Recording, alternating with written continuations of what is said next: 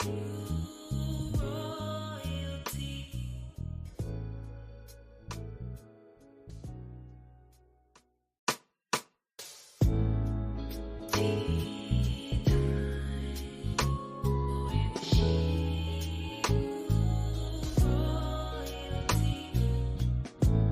Time with Shebrew Royalty features remedies for inner healing and outer beauty.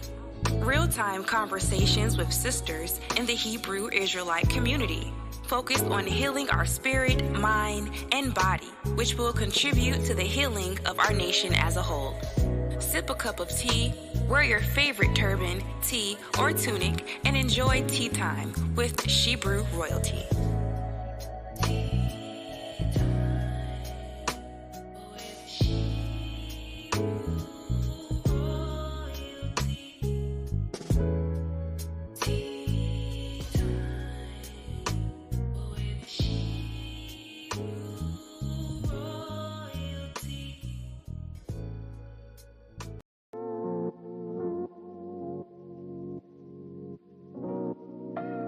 Shebrew Royalty. She's got the fruits of the spirit, love, joy, and peace. She's got long suffering, gentleness, and goodness, endurance, faith, and meekness too. Shebrew Royalty. She's got the fruits of the spirit.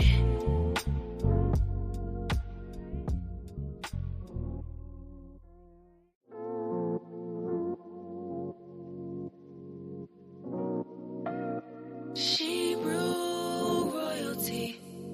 She's got the fruits of the spirit, love, joy, and peace.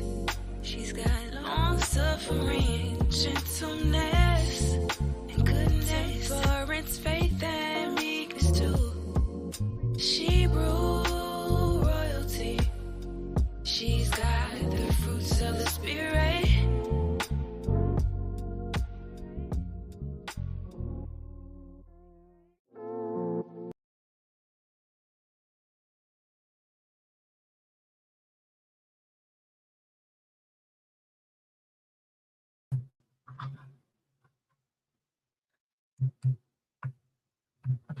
Shalawam, shalawam, shalawam, sisters. Come on in. Who is here? Who is here? Please let me know that you are here. Come on in, Shebrews, with your beautiful royal selves. Come on in. As you come in, please do me a favor. Hit the like button, share, subscribe, and hit the notification bell if you haven't already done so. Come on in. Come on in. Come on in. Post a comment in the chat box. Post a comment. Let me know that you are here. Let me know that you are here so that we can go ahead and get started.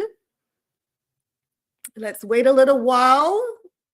But if you are here, please put something in the chat box. Let me know that you are here.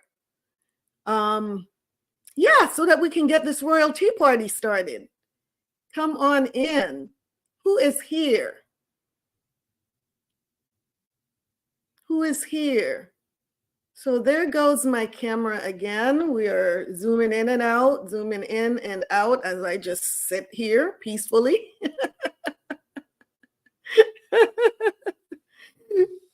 Come on in.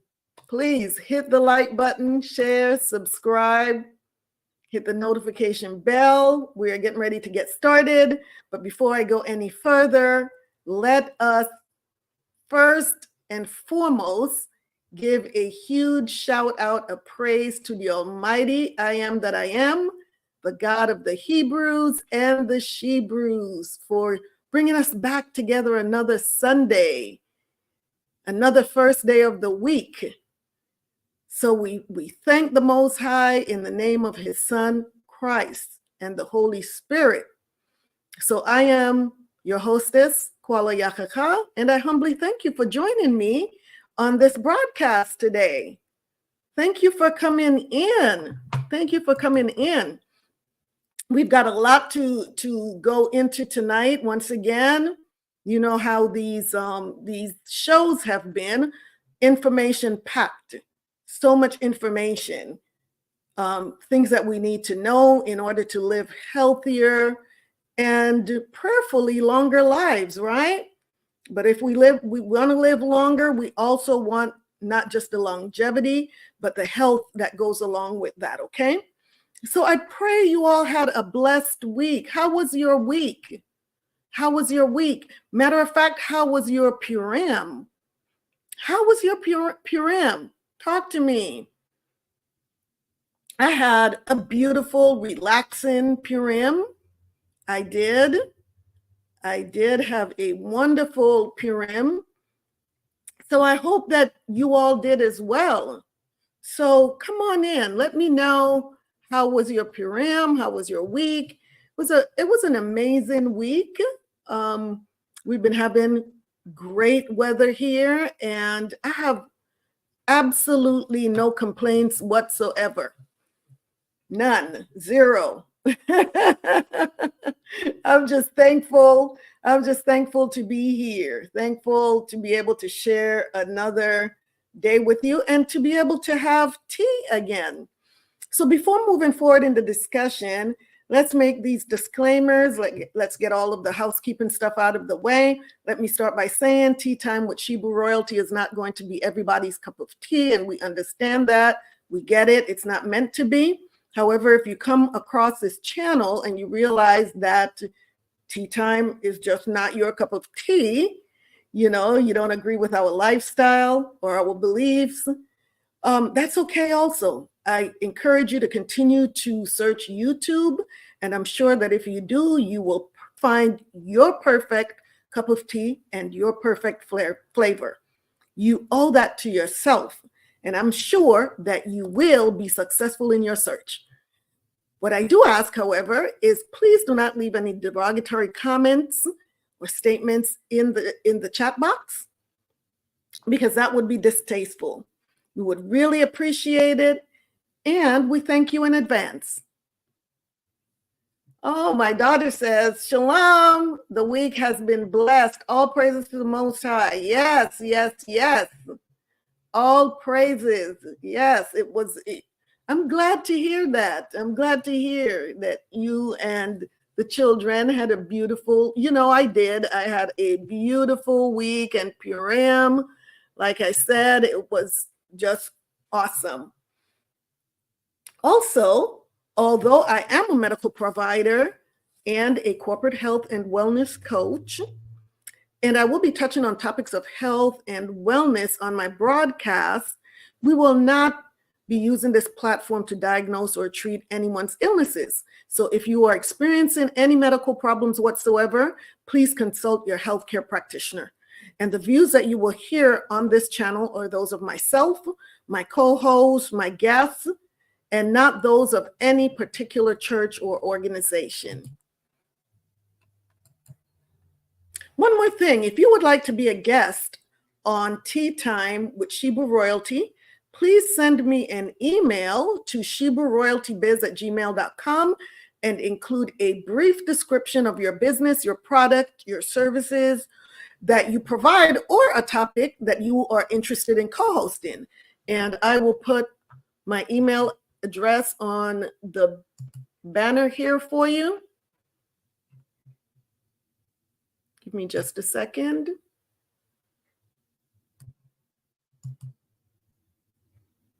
shebrewroyaltybiz@gmail.com. I would love to hear from you and brainstorm on how we can collaborate to help heal and strengthen Shebrews throughout the four corners of the earth, which will ultimately contribute to the healing of our nation as a whole. So I look forward to hearing from you. And like I said, if you have any products or services that you would like to feature on this channel, please reach out. Also, I would like to introduce my sponsor, Orderly Fashion 144, where you can shop for custom trends, designs, accessories, and apparel for the dapper and chic. So visit www.orderlyfashion144.com today And let me put their information on the banner here.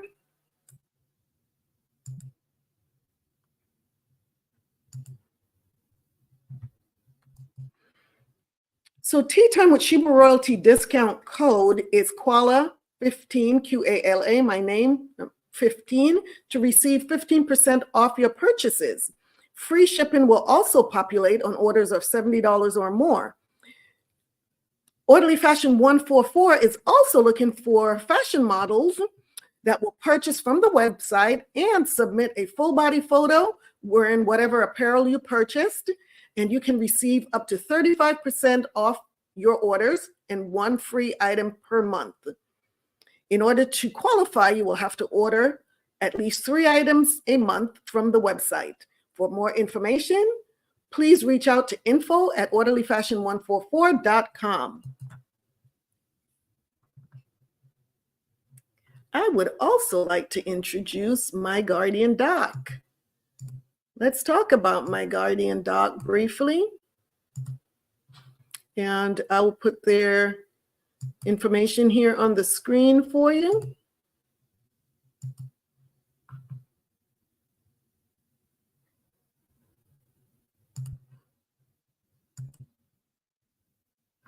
So here it says, your health deserves the best care.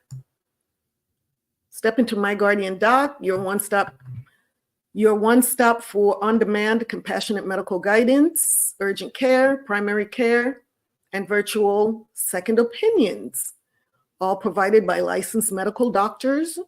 Elevate your health care with 24/7 world-class care, just $27 per month for your entire household. So please, if you are interested in healthcare insurance, please reach out. You can find the link to the website and also how to subscribe for services in the description box below this video.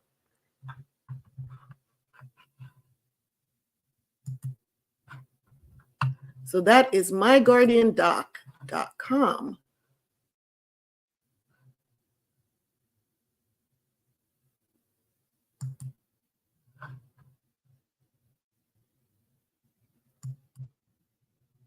Let's see who's here. Sister Jeanette is here. Shalawam, Sister Jeanette. Sister Madakwa is here. Shalawam. Sister Madakwa, so good to see you all. So good to see you. Sister Paula is here. All praises, all praises. Praise the Most High, my beautiful sister. Praise the Most High. Yes, it's so good to see you all showing up. Showing up. Yeah, so let's get started. If you haven't already done so, once again, please share, like, subscribe, hit the notification bell. I hope you're wearing your favorite turban, tee, tunic, or dress. And that being said, let's sip some tea and have healthy talk. Let's get this royal tea party started. So sisters, as usual, what's your cup of tea? What's your cup of tea tonight? As you can see, I've got my cup here. What is your cup of tea? Talk to me. What are you sipping on this evening? Well, I'll talk about my cup of tea and you can share in the chat box what you are having tonight. So my cup of tea tonight is clove tea. Clove tea. It is one of the tastiest and most aromatic spices that I've ever come across. Do you all like clove? I really like clove. And right now, this entire house smells like cloves just from making this tea. And it's also competing actually with my diffuser, because my diffuser, I have a blend of, let's see, rosemary, lemongrass, and cinnamon blend. And oh my gosh, this place just smells divine. It smells heavenly with all of these different spices. It's so good. But yes, this clove tea is, oh my gosh, it's delicious. And it's so simple to make. It's water and cloves. I use the whole cloves And I also use some organic clove powder to give it that extra zing. But let's talk about what are some of the benefits of clove tea. Let's watch this video by Horizons Health. And this video is 10 benefits of clove tea for over 50 with realistic scientific evidence. So even if you're not over 50, you can still benefit from clove tea. So let's look at these benefits. There are 10 benefits, and especially for those of us that are over 50. Let's watch this video. And once again, this is from Horizons Health, fair use.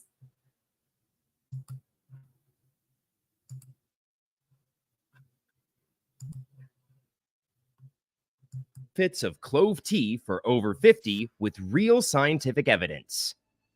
Hey there, fabulous 50 crew. Prepare yourselves for a tea revolution that'll rock your world. We're talking about the sensational, the aromatic, the one and only clove tea.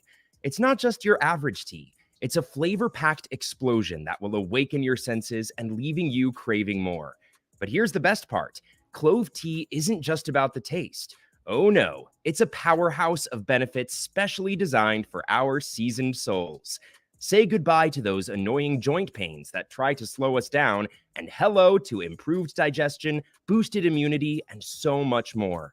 So let's explore some amazing benefits of clove tea with real scientific evidence.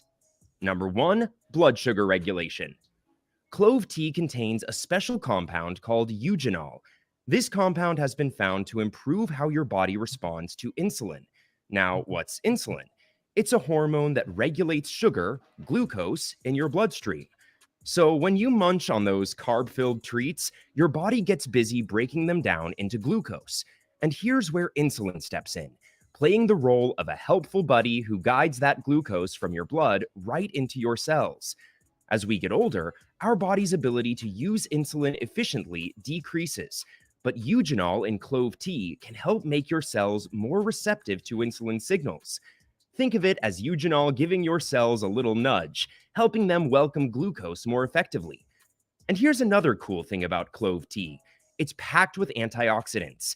These little superheroes fight free radicals and reduce inflammation. This can help with overall blood sugar control and keeping things in balance. Oh, and I almost forgot. There's a study I gotta mention.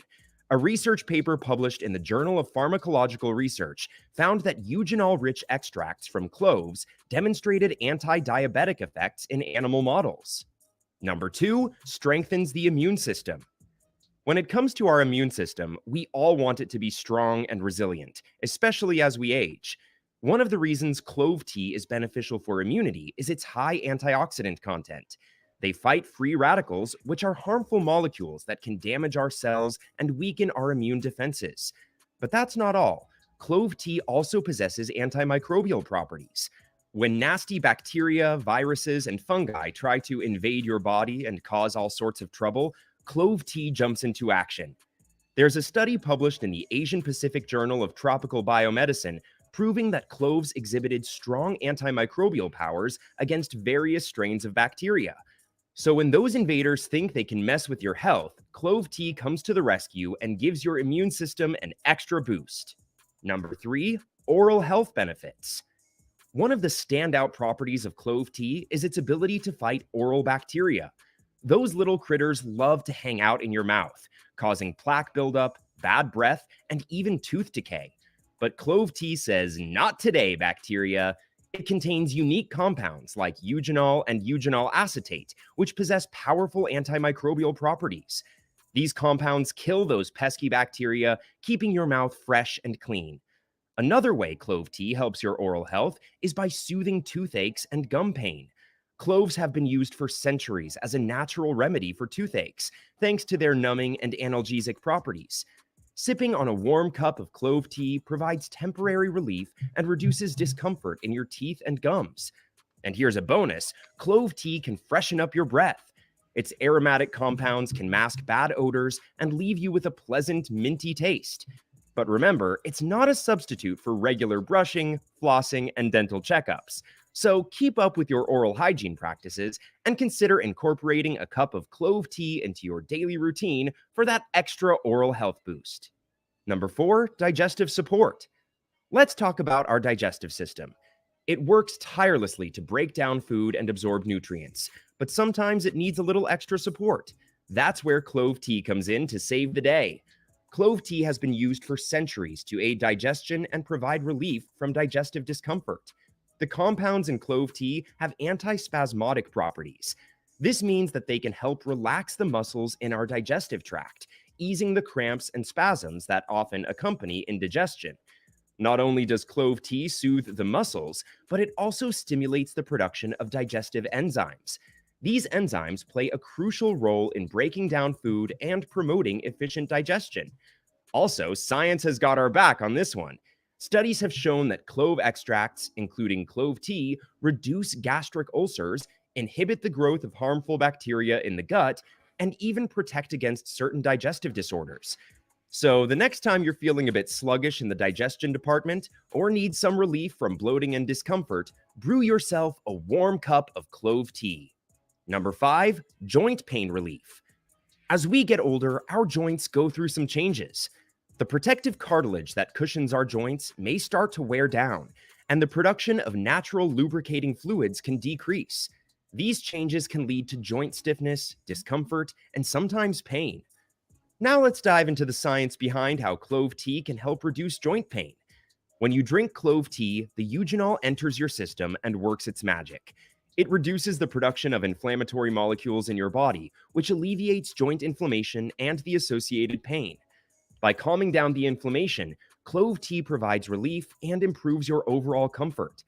Clove tea also has analgesic effects. This means it can temporarily numb the pain receptors in your joints, providing some immediate relief. Also, a study published in the Journal of Biological and Pharmaceutical Bulletin examined the effects of clove extract on arthritis-induced joint inflammation. The study found that the anti-inflammatory properties of clove extract led to a reduction in joint swelling and improved mobility. How cool is that? We've made it halfway through our list, and we sincerely hope you've enjoyed it so far. Please don't forget to subscribe to my channel. Hit the like button and ring the notification bell if you want to see more content like this. Let's move forward with the video. Number 6, helps you lose weight. Want to shed those extra pounds and keep your weight in check? Well, guess what? Clove tea can be your secret weapon in the battle against stubborn fat. Now, I'm not saying it's a magic potion that will make the weight disappear overnight, but it can give you a boost. Clove tea contains unique compounds that can speed up your metabolism and help burn calories. One of these compounds is called methyl eugenol, and it acts like a turbocharger for your body's calorie-burning engine. It makes your enzymes work harder to break down calories and convert them into energy. But that's not all. Clove tea can also help control your appetite. The aroma and specific ingredients in clove tea reduce those nagging cravings and keep you feeling satisfied. Now let's keep it real here. Drinking clove tea would not magically transform you into a supermodel. Managing weight is a journey, my friend, and it requires a balanced diet, exercise, and healthy lifestyle habits. But hey, sipping on a cup of clove tea can certainly give you an extra boost. Number 7, promotes mental well-being. Life can get a bit overwhelming at times, and we all experience moments of stress and low moods. But don't worry, because clove tea can lend a hand in managing your emotional well-being. Clove tea contains certain compounds that have mood-enhancing properties. These compounds, such as eugenol and beta-caryophyllene, interact with receptors in the brain that are associated with mood regulation. Scientific studies have also explored the potential benefits of cloves in managing stress and anxiety. Research has shown that the aromatic compounds in cloves have a positive impact on mood and may even help reduce symptoms of anxiety and depression. So the next time you're feeling stressed or your mood needs a little boost, brew yourself a cup of clove tea. Take a moment to inhale the delightful aroma. Let the warm liquid soothe your soul and allow the calming properties of cloves to work their magic on your well-being. Number 8, anti-cancer potential.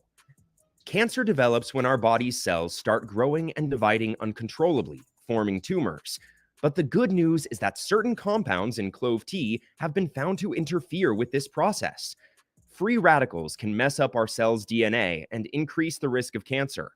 By sipping on a warm cup of clove tea, you are giving your body a boost of antioxidants to fight these free radicals and keep your cells healthy. What is even more exciting is that eugenol has been found to induce apoptosis. Don't be scared by the fancy term. I'll break it down for you. Apoptosis is a natural process in our body where old or damaged cells are programmed to die. It's like a little self-destruct button within our cells. However, cancer cells often find ways to evade apoptosis, allowing them to keep dividing and forming tumors. Eugenol in clove tea has been shown to promote apoptosis in cancer cells, encouraging them to self-destruct and preventing the growth of tumors. Number 9, respiratory support. Do you know that feeling when you're all stuffed up with a nasty cough or a cold? It's not fun at all. But guess what? Clove tea can come to the rescue and give your respiratory system a helping hand. So here's the deal. The compounds in clove tea have this cool ability to act as expectorants. They help loosen up all that annoying mucus and phlegm, making it easier for you to cough it out and clear your airways. Clove tea has some antimicrobial powers too. A study published in the journal Molecules found that clove extracts exhibited significant antimicrobial activity against respiratory pathogens. So next time you're dealing with a nagging cough or congestion, brew yourself a comforting cup of clove tea and let its soothing antimicrobial properties work their magic on your respiratory health. Number 10, soothes headaches and migraines. If you're familiar with the pounding pain of a headache or migraine, you'll be glad to know that clove tea can offer some relief. The compounds in clove tea, particularly eugenol, have analgesic properties that alleviate headaches and migraines. Eugenol acts as a natural pain reliever by numbing the nerves and reducing inflammation. When you sip a warm cup of clove tea, the eugenol enters your system and works its magic on your headache. It can help relax the blood vessels in your head and decrease the intensity of the pain. Furthermore, clove tea has a calming effect on the nervous system, which eases tension and stress-related headaches. So by promoting relaxation and reducing anxiety, clove tea provides a holistic approach to headache relief. But remember, it's a temporary relief. If you experience chronic or severe headaches, it's always a good idea to consult a healthcare professional for proper diagnosis and treatment. So, my fabulous 50 crew, grab that teacup and fill it with the magic of clove tea. It's time to enjoy the taste, embrace the benefits, and let this incredible elixir add some zing to your life. If you're excited to try making clove tea at home, here is a simple recipe to get you started. Begin by gathering your ingredients, which include 2 cups of water and 2 to 3 whole cloves per cup of tea. Adjust the quantity of cloves according to your taste preferences. Next, bring the water to a gentle boil in a saucepan. Once it is boiling, carefully add the cloves and let them simmer for about 5 minutes. This allows the cloves to release their flavors and beneficial compounds. If you want to add a twist of citrus to your clove tea, consider adding a squeeze of fresh lemon juice. Lemons not only add a refreshing taste to the tea, but also provide additional vitamin C and antioxidants. And add a teaspoon of honey or a sprinkle of cinnamon to your clove tea for a touch of sweetness. Do you find this video informative or helpful? Let us know in the comment section below. Make sure to subscribe so you don't miss out on my future videos. Don't forget to like and share. Stay healthy. 10 benefits of clove. Wow, wow, wow. Isn't clove tea just amazing? Oh my gosh, that's a powerhouse right there. So many benefits, and I can attest to the pain relieving property of cloves. I've been drinking the tea, and I am telling you, my pain is, it's like it says acute pain. It goes away, and it really does give you some relief. At least myself, I've been getting some relief by drinking the clove tea. It is so good. I also use the clove and rosemary, a blend, and boil them together and make a spray for my hair. And the aroma, it just smells so good, and it's so good and moisturizing. So that's something to try also. Cloves and rosemary, and make a spray out of it. It's so good. Let's see who has shown up. Sister Princess, good to see you. Good to see you, Sister Princess. And Sister Madakwa said, I love clove tea. It is good. It's so delicious. Sister Jeanette says, I'm going to try clove tea tomorrow. I have a bunch of cloves. So now you found another way to use your clove, and also using it for a hairspray. Sister Sarah, oh, so good to see you. So good to see you, beautiful. Yep, the water, sis, the water. Praise the Most High. The water. Sister Jeanette said, I knew it was good for a toothache, but I didn't know about everything else. Yeah, it was a lot of information there, wasn't it? And they said for the over 50 crew, but no, not just for over 50, because those under 50 have joint pain and headaches and, upper respiratory problems, all of that. So we can all benefit from the benefits of clove tea. And Sister Tisha, you showed up just in time. I was about to feature this beautiful teacup that you gave me for Purim, the water. You said it made Melody's hair thick. Yes. Awesome. Yeah, it really is. And doesn't it smell good? Doesn't the hair just smell so good? But look at this teacup that I got from Sister Tisha. Look at that. I don't know if you can see it, but it says,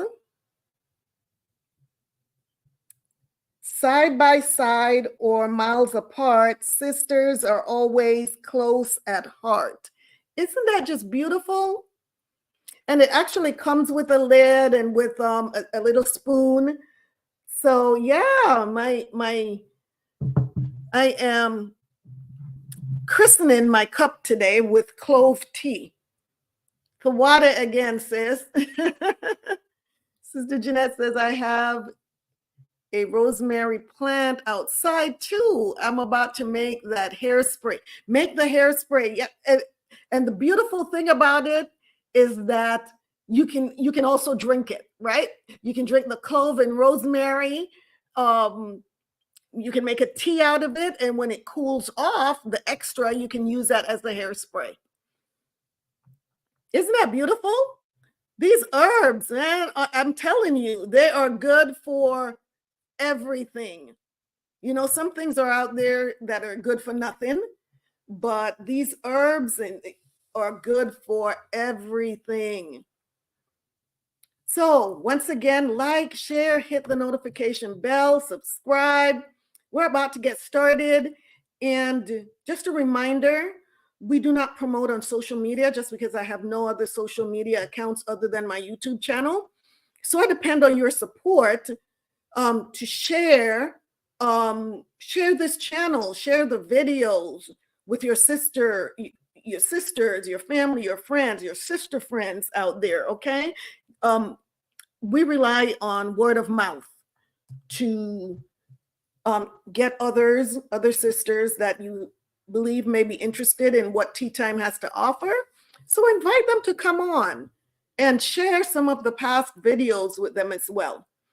So how many of you were here last week for our show on functional medicine, mindful shopping? How many were here last week for the mindful shopping show? Or how many of you watched the recording? And what did you think about it? I posed a challenge for one of my brave sisters to come on the video to talk about your experience with either mindful eating or mindful shopping.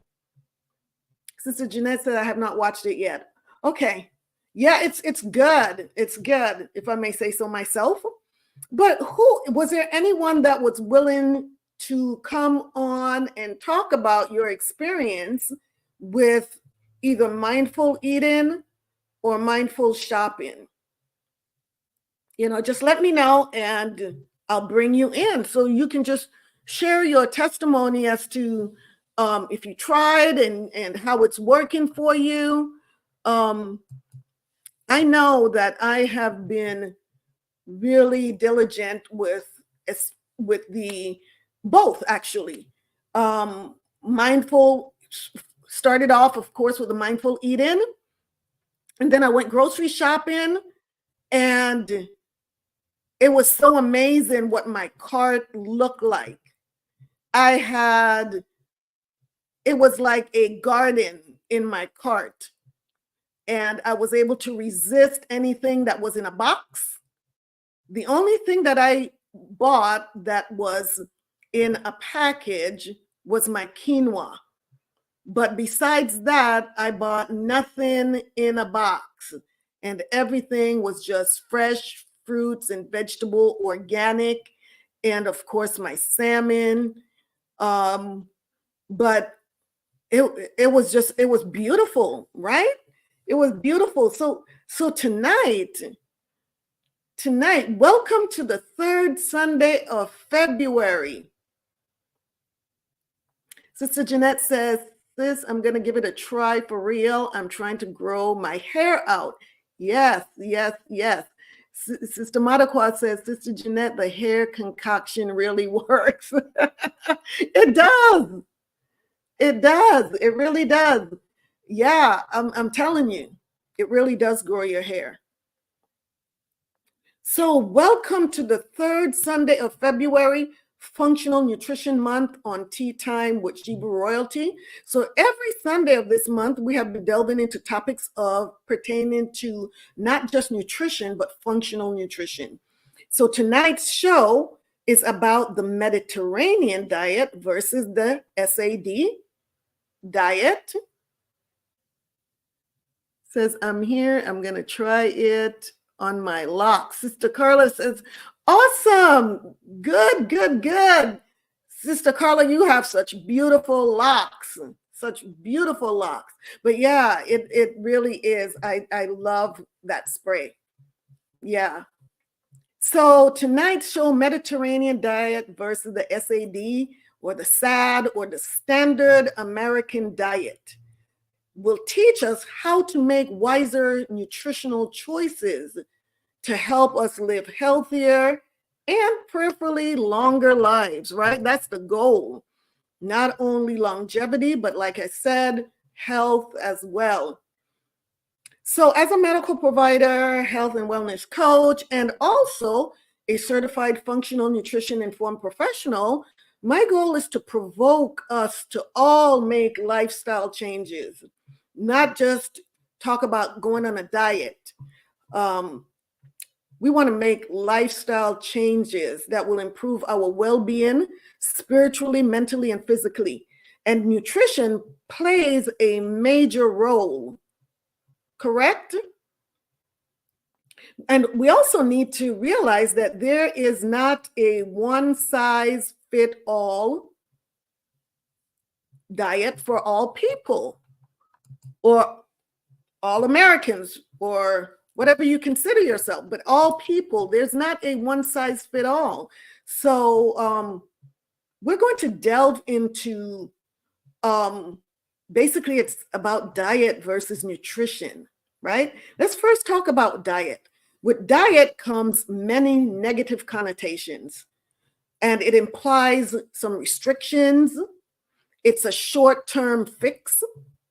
It's trendy, it's faddish, and it can be associated with culture of body loathing and body shame, because you talk about, "Oh, I've got to go on a diet." And usually when you're going on a diet, it's because there's something temporary that you want to fix. Because diets, usually, if you look at most of the diets that are out there, that have come and gone, I should say, most people were not able to really do this for a lifetime. So the difference now with nutrition nutrition has more of a positive connotation, which implies it talks about the quality of food, nourishment for our physical and mental bodies. So it's about nourishment. Because some of the diets you must agree, some of the diets that were out there were not healthy at all. It will help you to drop weight really fast, but when it comes to the health aspect, they were not healthy. And so people could not maintain those diets for a long period of time. And when you stop that diet and you go back to your regular eating habits, what happens? The weight comes back. So with nutrition, it's utilizing food for growth, repair, and metabolism. It's basically also using food as medicine. And it's a long-term way of eating. So it becomes now not a fad. It's not trendy. It's not a quick fix, but it now becomes a lifestyle. And that is what we are trying to achieve, right? So with food is also connection and a relationship. So we have relationships with food. So let's talk about some of the relationships that we have with food. We have a personal relationship with food. These are the foods you choose to eat, how you feel about it, and it impacts your health and life. So your personal relationship with food will impact your health and your life. Then we have a social relationship with food, which incorporates dining with others, going out to dinner, going out to luncheons, or just even at home, having dinner with family. So it's dining with others, family meals, meal that you may have if someone is ill, you take them some soup or some food, and that's a social relationship with someone. And then we talk about weddings, when you get together for weddings, for dates, for holy days, when we come together during the holy days and eat, that's also our exhibiting our social relationship with food. And there's the emotional relationship with food. We show love through food, right? I remember my mother used to say, you know, a way to a man's heart is through his stomach. So showing love through food, and when you're cooking, and if you feel good about whatever occasion it is that you may be cooking for, and you're just singing, and you may be in the kitchen by yourself, but yet you're having so much fun because you love what you're doing. You love to cook. I know I do. So you're in there and you're singing, and you may be dancing while you're, preparing this food. And for me, when you do that, the food seems to be even better, right? When you're pouring all of that love into the food.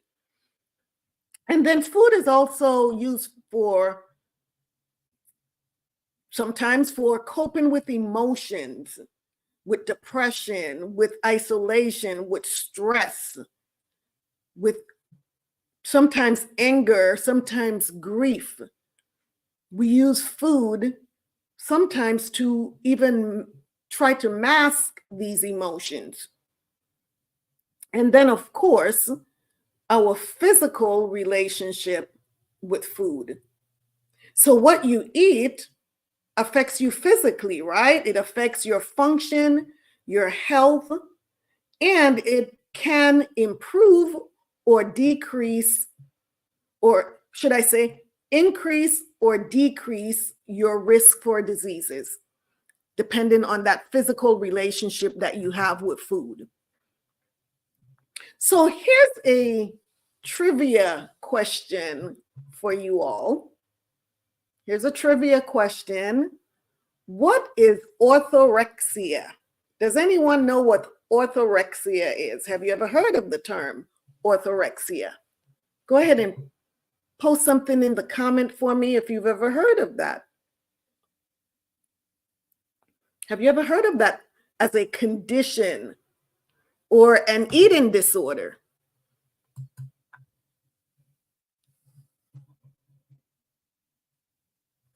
Anyone?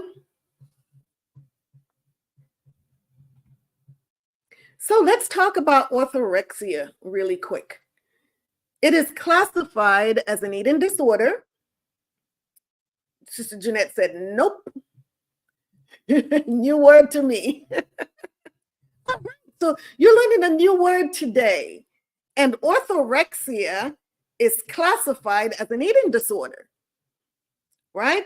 I know we've heard of anorexia, right? Bulimia, but orthorexia is not so common. So, like I said, it's classified as an eating disorder.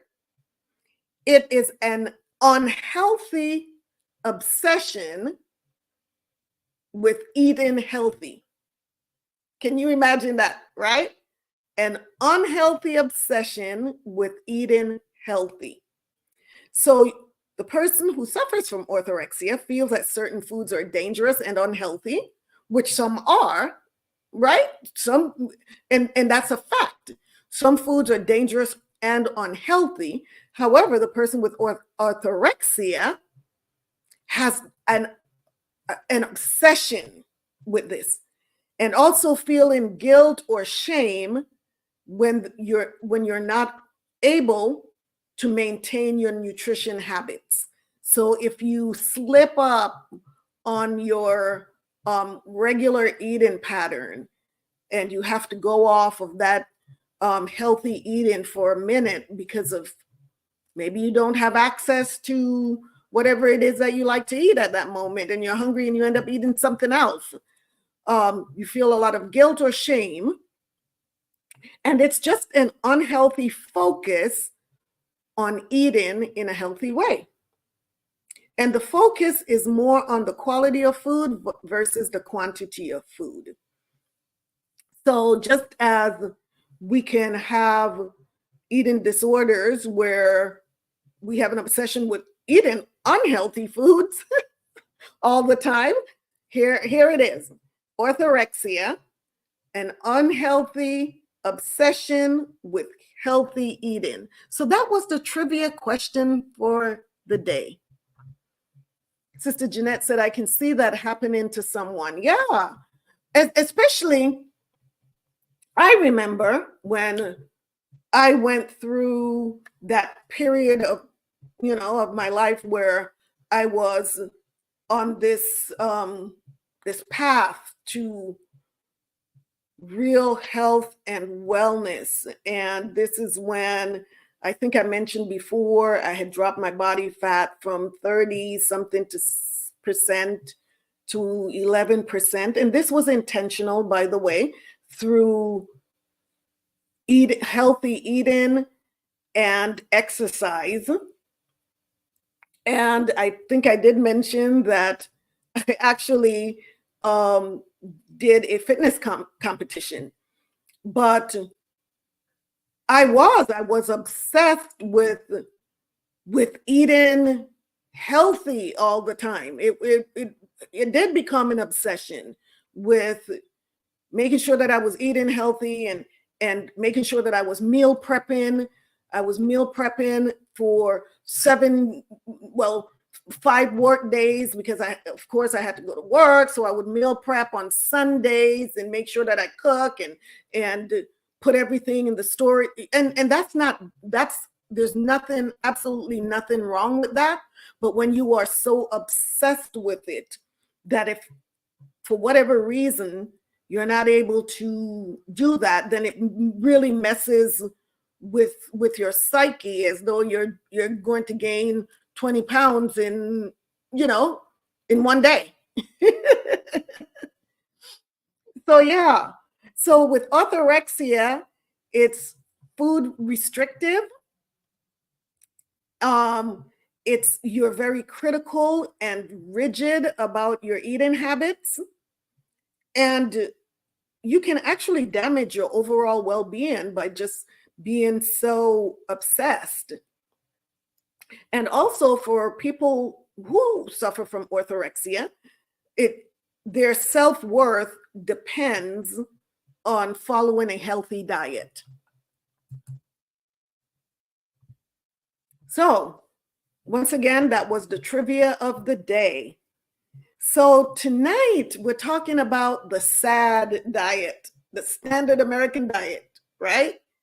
And we're going to compare the standard American diet to two other diets this evening. We're going to talk about the anti-inflammatory diet and the Mediterranean diet. But we will start off with the SAD, standard American diet. So it is the primary diet in the Western world. And you saw the picture that I had, I'm sure. You saw the picture that I had as a thumbnail for tonight's show, where on one side was the Mediterranean diet foods, and then on the other side was the standard American diet food, which was burger and French fries. Sister Jeanette said it's crazy. It's called SAD diet. It's right in our faces that it makes you sad.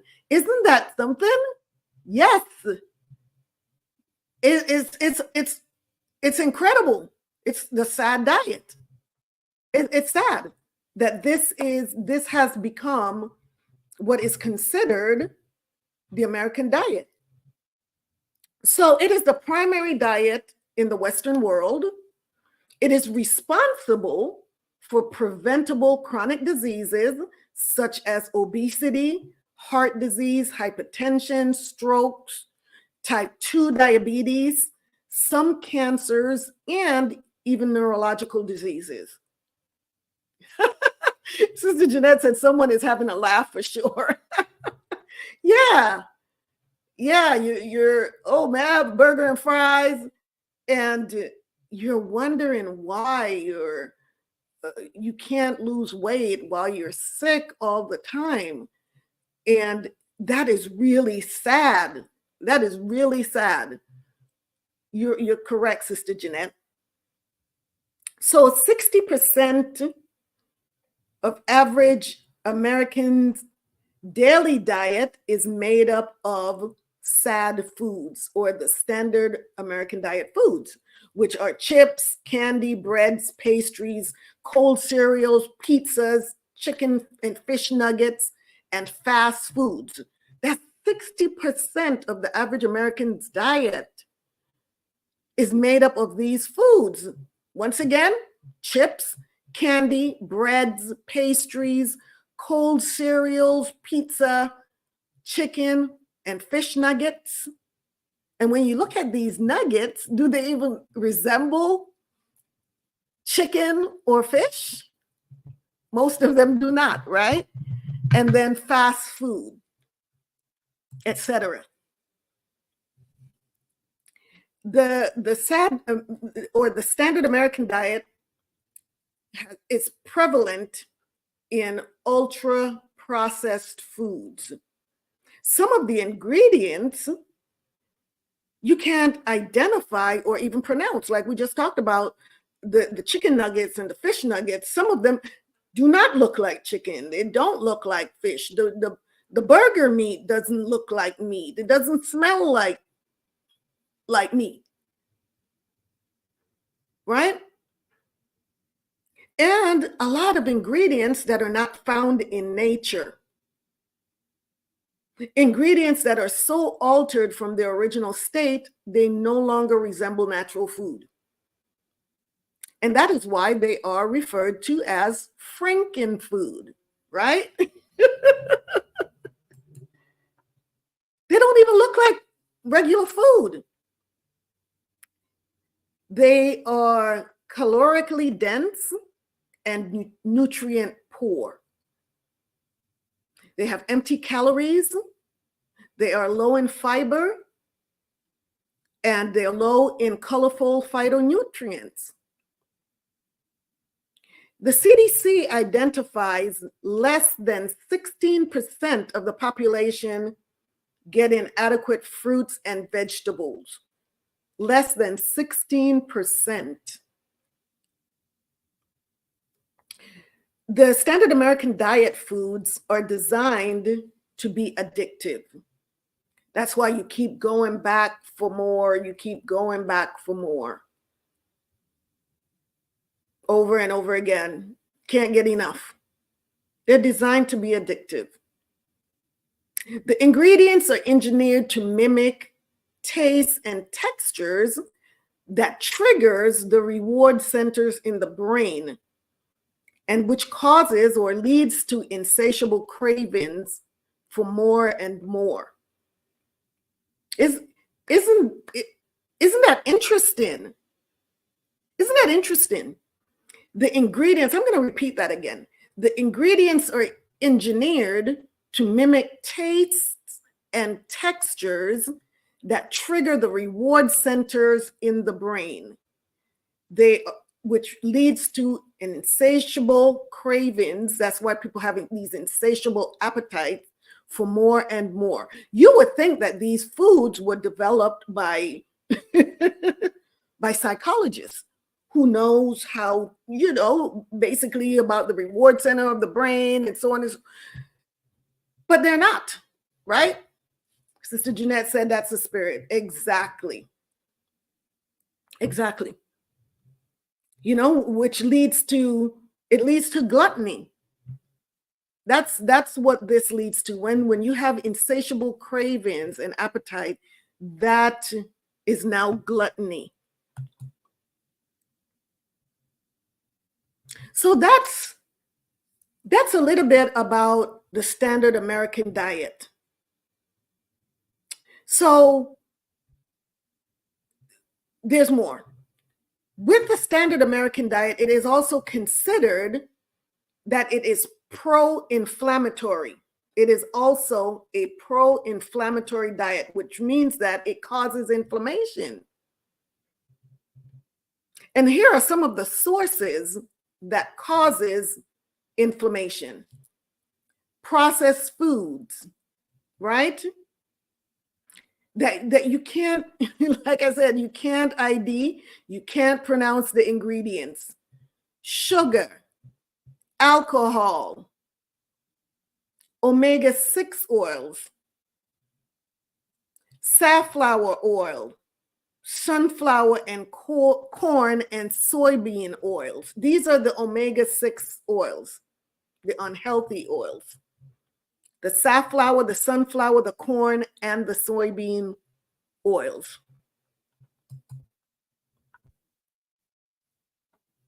So here are some other pro-inflammatory sources, some of the other ingredients or what makes up the standard American diet. Some of these are commercially produced meats, which has hormones, pesticides, antibiotics, and also inflammatory grains in their feed. So the produce that you're purchasing are filled up with hormones, pesticides, antibiotics, inflammatory grains that is used to feed the cows or the lamb, the chickens, whatever it is. These grains are inflammatory. Here's something else that we don't think about that also causes inflammation, is when you're grilling and you're charring the meat. When you're grilling and charring the meat, that releases carcinogenic compounds into the meat. So if you're grilling, you need to be very careful that you are not charring the meat. And then there's high glycemic carbohydrates, such as refined, processed starches and sugars. And then the trans fat and saturated fats, which are in fried foods, margarines, and some baked goods. Some other pro-inflammatory sources, which means promotes inflammation. In some susceptible people, there are some food sensitivity triggers. Some foods will trigger oxidative stress and inflammation. And oxidative stress is when there's an imbalance between the free radicals and the antioxidants in your body.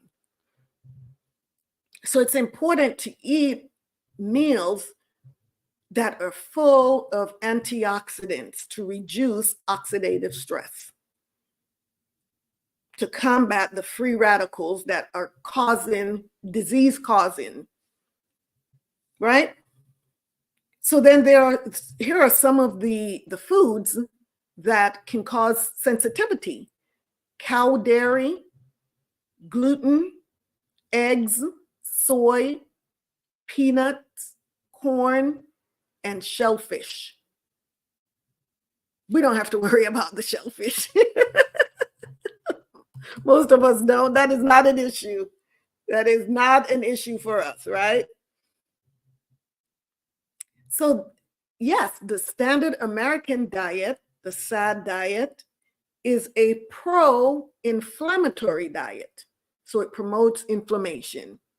So now that we know what the SAD diet, the standard American diet is, and the fact that it is considered pro-inflammatory, let's talk about the anti-inflammatory diet, the sources that make up the diet, and the benefits of an anti-inflammatory diet. So what makes up an anti-inflammatory diet? There's whole foods, not something that you buy in a box, right? We're talking about fruits and vegetables, and a rainbow of colors of the vegetables and fruits, which are loaded with antioxidants to neutralize the oxidative stress. Sister Carla says, "Khan, let the shellfish do its job and clean up our waterways."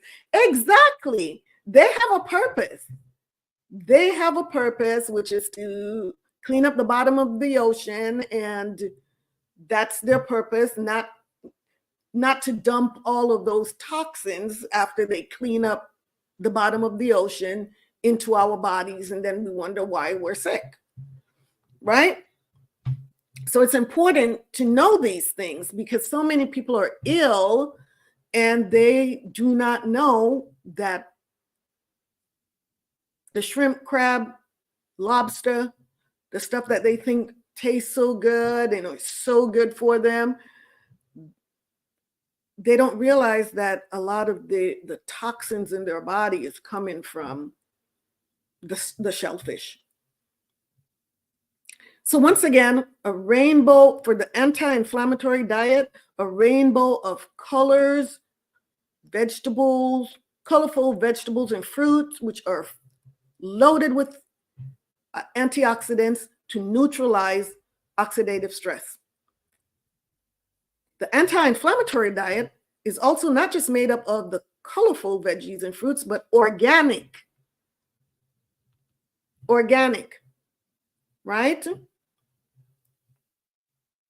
Organic, even the animal-based foods, organic. And then when last show, when in Mindful Shopping, we talked about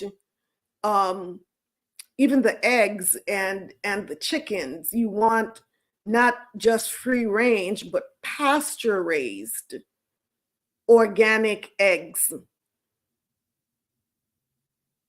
And then we also talked about the clean 15 and the dirty dozen produce. So if you're going to eat from any of the fruits and vegetables that are on the dirty dozen list, you definitely want to purchase or organic to avoid all of those pesticides. And then there's, once again, we're still talking about the anti-inflammatory diet, the sources, the omega-3 fats. The omega-3 fats, which comes through wild caught, once again, wild caught, not farm raised, wild caught fatty fish. And the acronym is SMASH. You can remember that, SMASH: salmon, mackerel, anchovies, sardines, and herring. These are the wild caught fatty fish. And then more on the omega-3s, walnuts, flaxseed, and chia seeds. And we talked about grass-fed and finished meats and pasture-raised poultry and eggs. And I have an article here where we're going to talk about the difference between, because a lot of us don't know the difference between grass-fed and finished meats. Let's talk about that. Let's learn something today about the difference between grass-fed and finished meats to help us make wiser choices, right?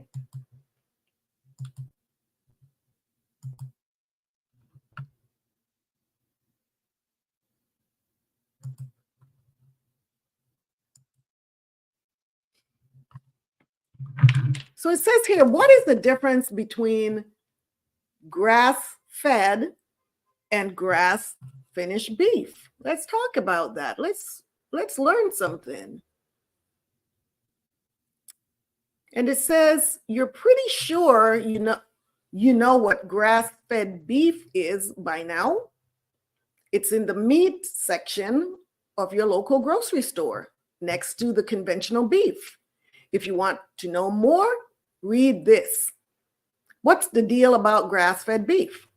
But what about grass-finished beef? The truth is, there's a big difference between grass-fed and grass-finished beef, and many people don't even know it. For starters, it stands to reason that the term grass-fed beef describes meat from cattle that ate grass. So what about grass-finished then? It might seem the two should be interchangeable, but no, not quite. Simply put, grass-finished beef comes from cattle that ate nothing but grass and forage, nothing but grass and forage for their entire lives. Grass-fed, on the other hand, may be used to label meat from cattle that were started on a grass diet, but have either received supplemental grain feed or are finished on a fully grain-based diet. In fact, many grass-fed cows spend the last few months of their lives eating grains in feedlots to help them quickly gain weight. The bottom line, cattle are not required to have a full grass-fed diet in order to get the grass-fed label on your beef's packaging. Moreover, grass-fed cows are not necessarily pasture-raised. At the grocery store, that means grass-finished beef may be marketed as grass-fed beef, but not vice versa. And keep in mind that grass-fed cows are not necessarily pasture-raised. And this is Verde Farms. So Verde Farms talk about their beef. They said, at Verde, our beef is 100% grass-fed, grass-finished, organic, and free-range beef. There are several reasons to choose 100% grass-fed, grass-finished beef. including a number of significant health benefits.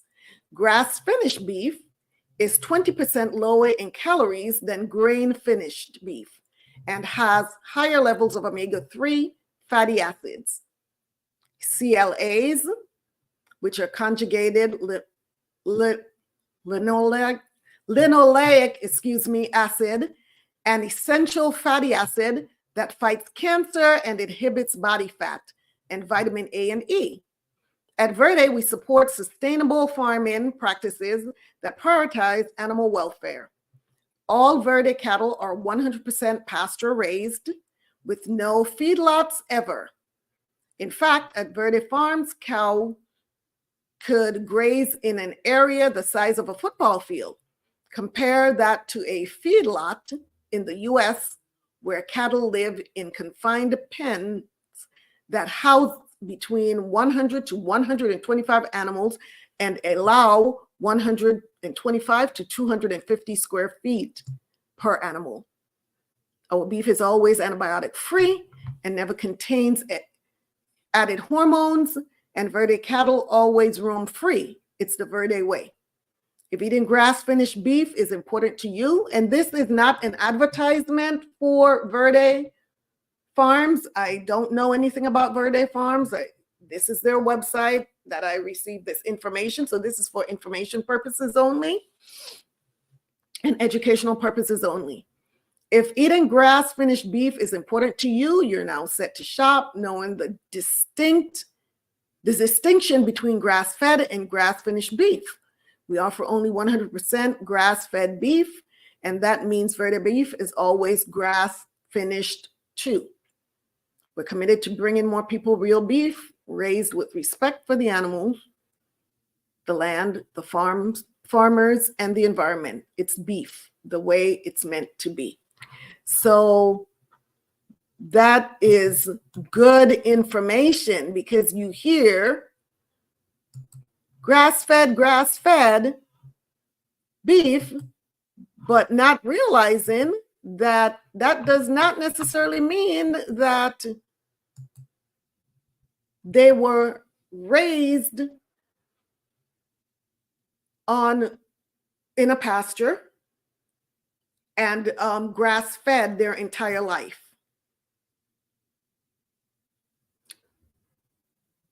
Sister Jeanette says, oh yes, we've looked into that, sis. I'm trying to buy a whole cow and had to do research on that. All praises. You are on it, Sister Jeanette. Sister Zoe said, a little late, haha, just a little. Shalawam. Shalawam says, better late than never. So welcome. It's good to see you. So here's the link to that article so that you have that information about the difference between the grass-fed and grass-finished meats. So let's make a comparison now between the SAD diet, and that's, we know the SAD, when I say SAD, it means Standard American Diet. So in comparison to the anti-inflammatory diet. So with the SAD diet, it's ultra-processed foods, multiple ingredients, conventional red meat, which has more antibiotics. And these antibiotics, it's of course more than what is used in humans for infections. Because look at how big those animals are, how much they weigh. And also growth hormones to boost the growth of fatty animals, plus the pesticides on the inflammatory grains that are used to feed the animals. So that's what you're getting with the SAD diet. With the anti-inflammatory diet, you're getting whole foods, which is one ingredient, which is an apple, a pumpkin, it's not a whole bunch of ingredients to make up an apple. It's just an apple. It's just a banana. So you're getting whole food, which is one ingredient in comparison to ultra-processed food, which is multiple ingredients. And as far as the animals, grass-fed and grass-finished or pastured animals that you're getting for your protein source. And then pastured poultry and eggs. So once again, it's pastured, not free range or anything else, pasture and organic.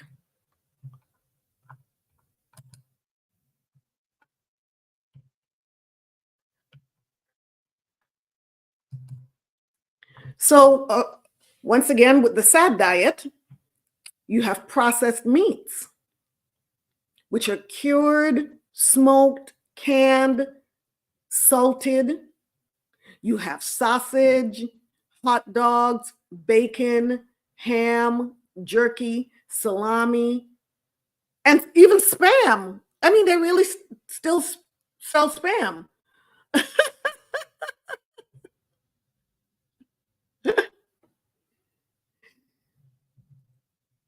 Sister Zion says, sounds like the fruitarian diet, Aqua. Khan, Shalawam says, yes, absolutely the fruitarian diet.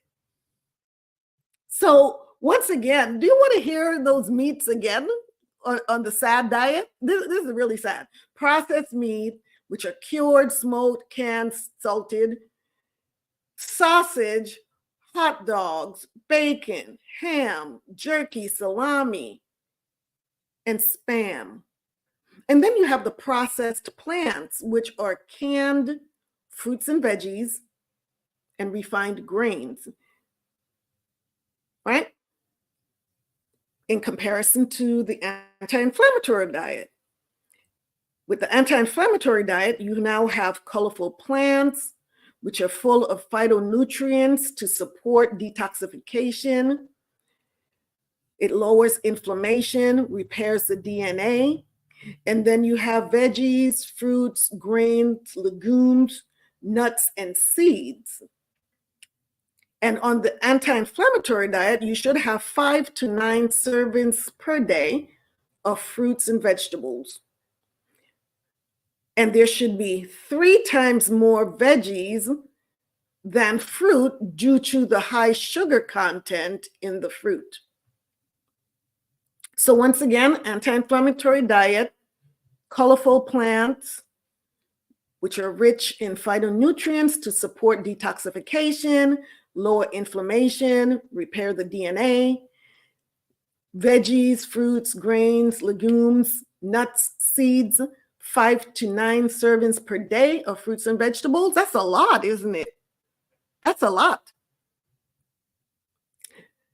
3 times more veggies than fruit. But if you're doing this with every meal, right? With every meal, you're having your fruits, your vegetables, even with a smoothie, when you load that smoothie up with you know, your fruit, your spinach, your kale, you're even in a smoothie, look at how much of your daily servings you're getting of your fruits and vegetables. Once again, we're still comparing the SAD diet to the anti-inflammatory diet. Let's talk about fats. In the SAD diet, there's trans fat, which is industrially produced by pumping hydrogen into vegetable oil, which is called hydrogenation, which leads to liquid, which makes liquid oil solid to extend the shelf life. So liquid oil becomes solid to extend the shelf life. Stick of margarine is in the trans fat category. Fried foods, commercial baked goods with shortening, etc., etc. Do people still use lard to cook with? Does anybody know? Do people still use lard? I remember back in the day when we grew up with frying the fish and the chicken in lard. Does anybody remember that? Does anyone remember that? But does anybody cook with lard anymore? Do you know? Anyhow, that was just a sidebar. So that's the SAD diet, the standard American diet. On the side of the anti-inflammatory diet, we're talking about monounsaturated fats, extra virgin olive oil, olives, avocado, nuts, seeds.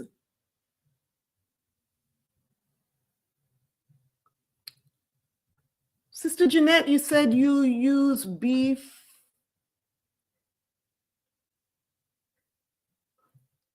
Beef, I don't understand. Allow. So no, ma'am, no one. I'm talking about people out there. I know we don't. I know that we don't eat anything cooked in lard. I'm talking about, do people still cook with lard out there? Is it even sold anymore? Knowing what that is.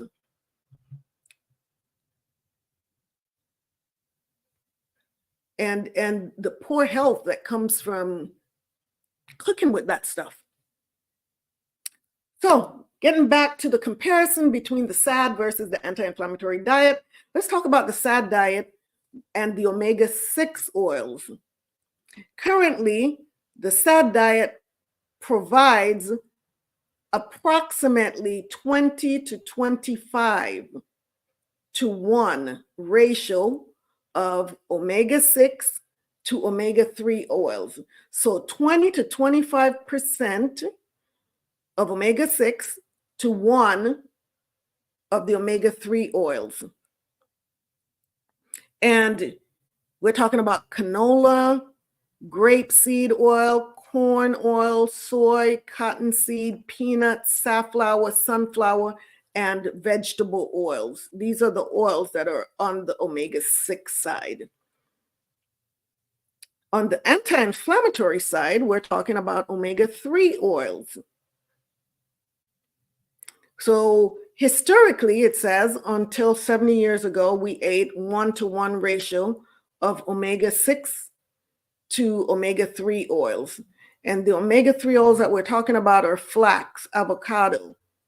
And then we're talking about the fish, which are, like we said before, the salmon, the mackerel, the anchovies, the sardines, and the herring fish.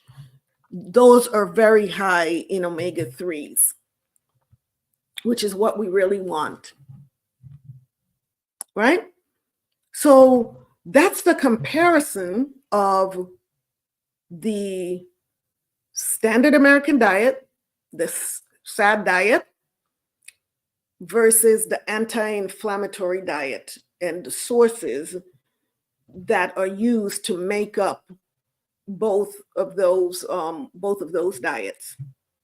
So we're going to take a quick break, and when we come back, we're going to jump into the Mediterranean diet, the history of behind the Mediterranean diet, and then we will also do a comparison between the Mediterranean diet and the standard American diet. Let's take a short break, and we will be right back. Let's see, sister, before we leave, Sister Jeanette says Mexican food does, from refried beans, tamales, and tortillas. Those all use lard.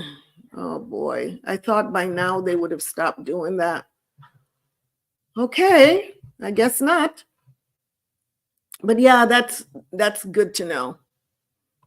Yeah, and it's important if you're eating out and you're eating any of those things to ask, is there lard? You know, are you using lard in to make these foods? So we shall be right back. We will take a short break.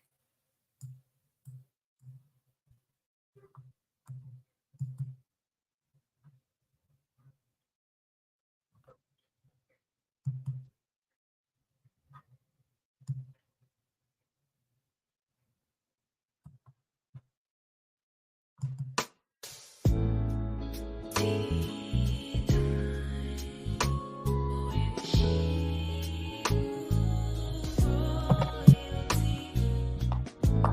Time with Shebrew Royalty features remedies for inner healing and outer beauty.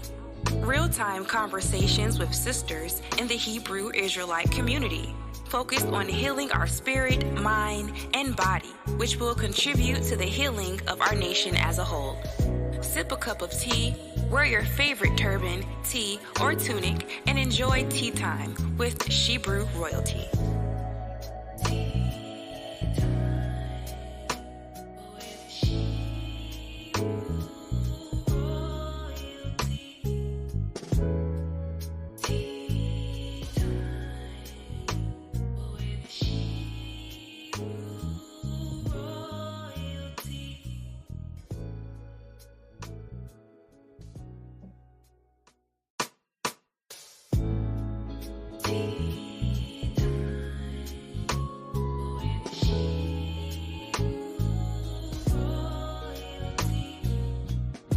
Tea Time with Shebrew Royalty features remedies for inner healing and outer beauty. Real-time conversations with sisters in the Hebrew Israelite community, focused on healing our spirit, mind, and body, which will contribute to the healing of our nation as a whole. Sip a cup of tea, wear your favorite turban, tee, or tunic, and enjoy Tea Time with Shebrew Royalty.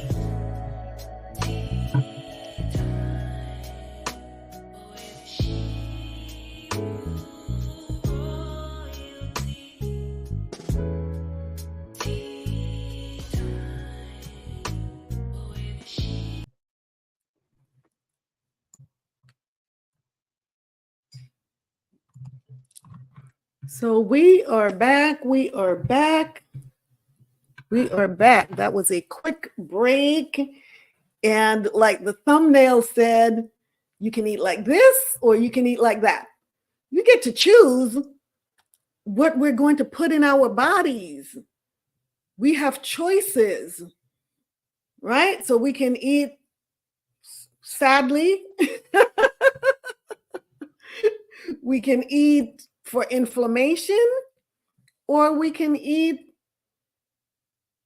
anti-inflammatory to reduce inflammation. We have choices. We have choices. So now let's talk about this Mediterranean diet and the history. So the interest began in the 1960s because heart disease risk was found to be lower in the Mediterranean countries, such as Greece and Italy, compared to the United States. It is recognized, the Mediterranean diet is recognized by the World Health Organization as a healthy, sustainable nutritional pattern. It is most studied and proven the healthiest diet out there. Although it is not considered a diet, but a collection of eating and lifestyle habits. So it's not just about the food. It's about the whole lifestyle and the habits that go along with it. So what is included in the Mediterranean diet? The Mediterranean diet is primarily plant-based.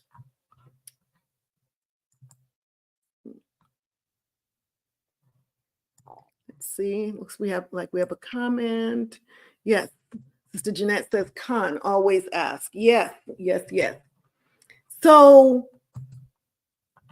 the Mediterranean diet includes a lot of plant-based ingredients, right?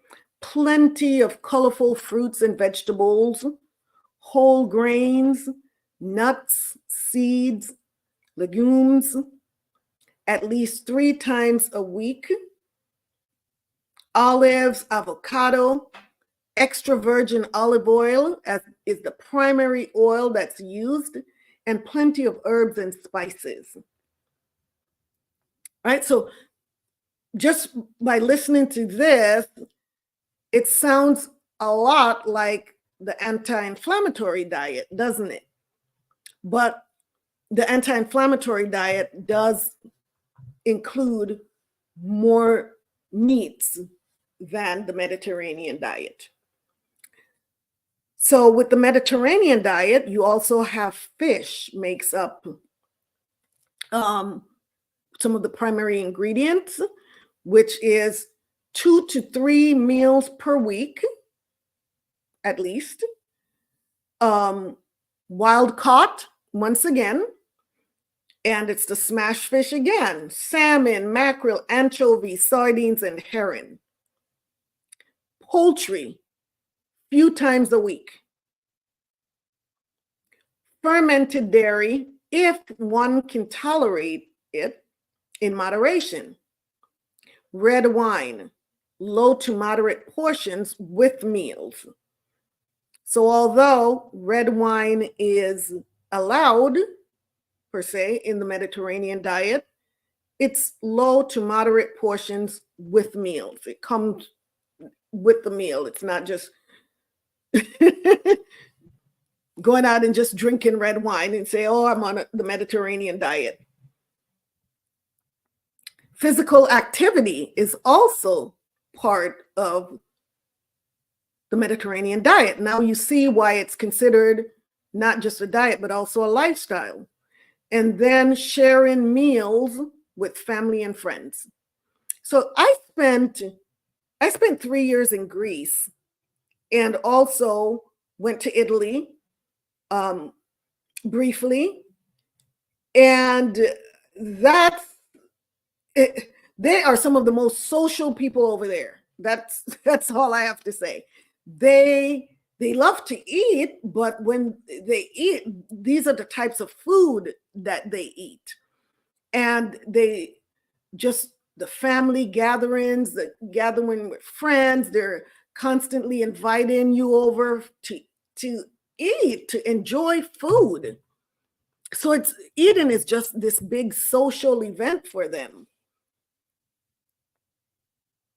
So what are some of the restrictions or omissions from the Mediterranean diet? Red meat is allowed about once a week, or not at all. They're not big on red meat. No processed meats, no refined or processed grains, no highly processed foods, no refined oils and trans fat, no sweets, sugary drinks, or added sugars. Or should I say, instead of saying no, but very, very limited. It's very restricted.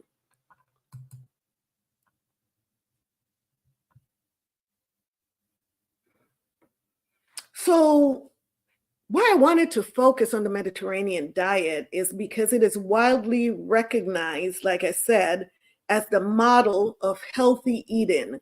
It is the gold standard eating plan. It provides protection against oxidative stress because it is so high in antioxidants. It is anti-inflammatory because of the omega-3s are more than the omega-6 fats. So that reduces inflammation. It impacts the gut microbiome, and it impacts the metabolic health of the gut and your overall health, because most sicknesses and diseases, if not all, originate in the gut. So if you have a healthy gut, you're usually pretty healthy. When you're having skin disorders and all different types of diseases and sicknesses, go to the gut and see what's going on. But we're actually going to have a show about the gut and the gut microbiome and what we have to do to keep the gut healthy. That's going to be a show. So what are some of the health benefits of the Mediterranean diet? reduced heart disease risk, reduced blood pressure and vascular inflammation, reduced type 2 diabetes risk by 52%, reduced metabolic related conditions such as insulin resistance and non-alcoholic fatty liver disease.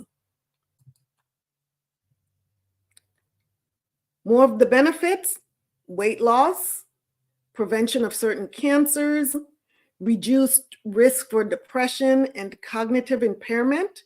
And a lot of that has to do with the socialization, not just the foods as well, because of the antioxidants and everything, but also the socialization that's involved with the lifestyle. And the enhanced telomere length, which is a gauge for anti-aging.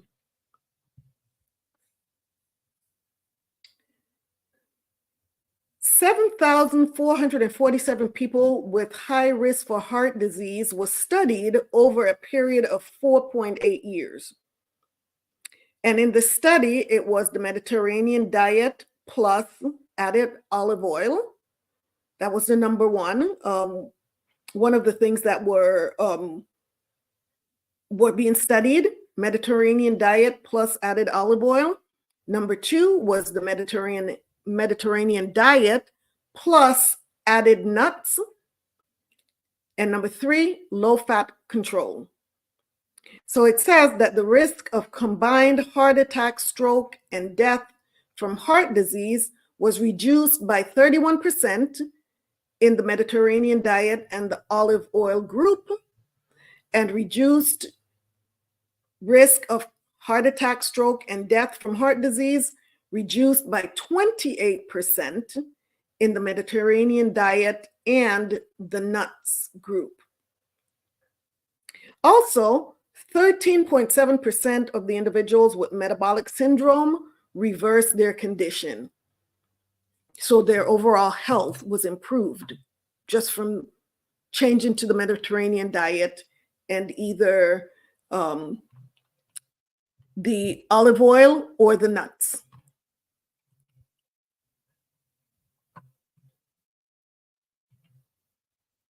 So are there any risks that are associated with the Mediterranean diet?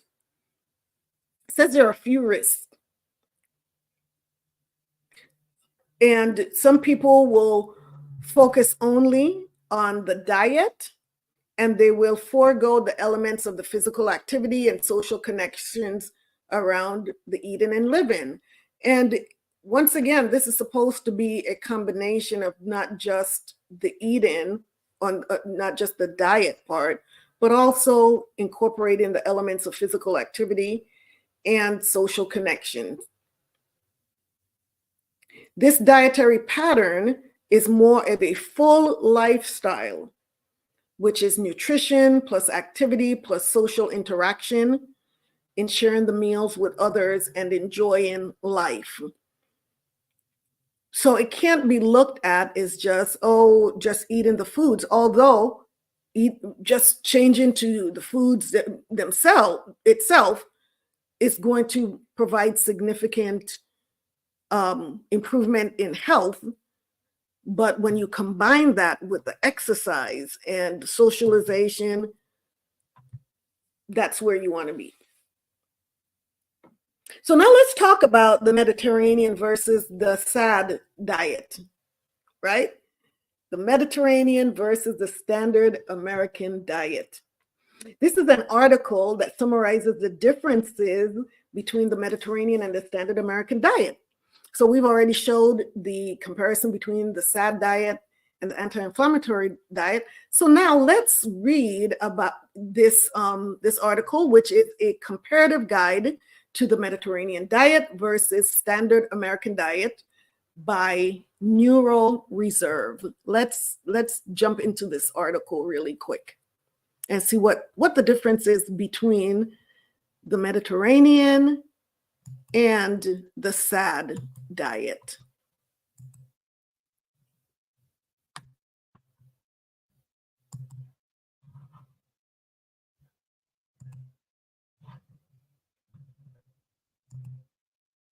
So here we go. Binaural Reserve. It is a comparative guide to the Mediterranean diet versus standard American diet. So look at the pictures alone. Look at the sad diet. Doesn't that look sad? And look at the Medi diet. Colorful, all natural colors, by the way, not fake colors like what's going on over here with red number 30 and yellow number 12, whatever those are. And a bunch of little, this looks like tarts, fruit tarts.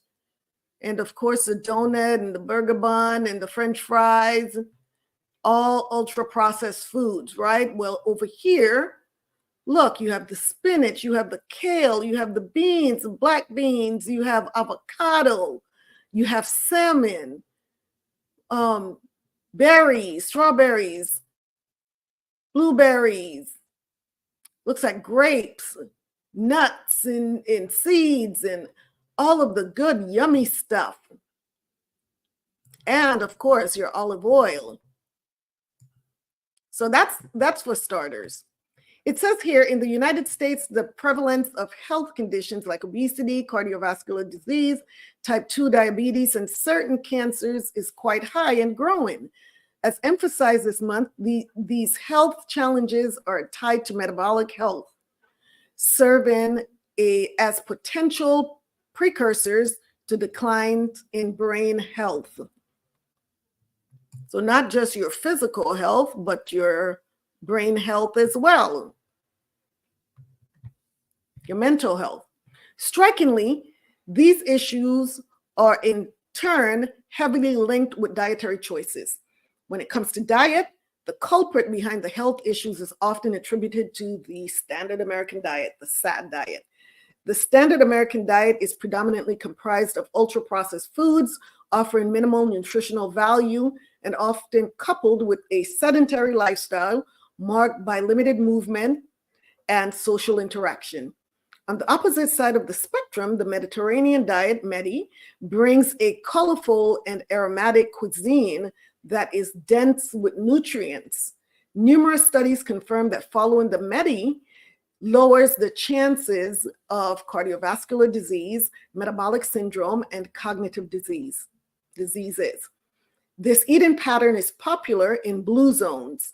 We're going to talk about the blue zones also. That's going to be in one of the upcoming shows where the blue zones are at, because the blue zones is known to have the highest number of centurions, the highest number of people that live to be over 100 years old are in the blue zones.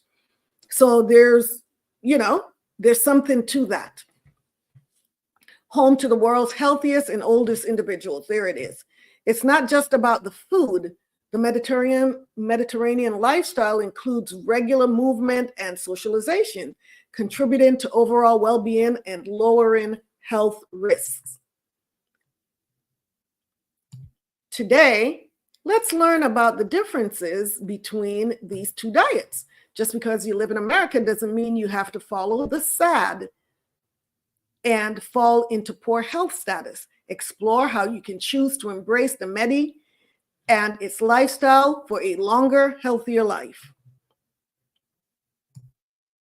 The discovery of the Mediterranean diet's longevity secrets. In the modern story of the Mediterranean diet's health benefits starts with an American scientist named Ansel Keys. Back in the 1950s, Keys noticed something interesting in small towns in southern Italy.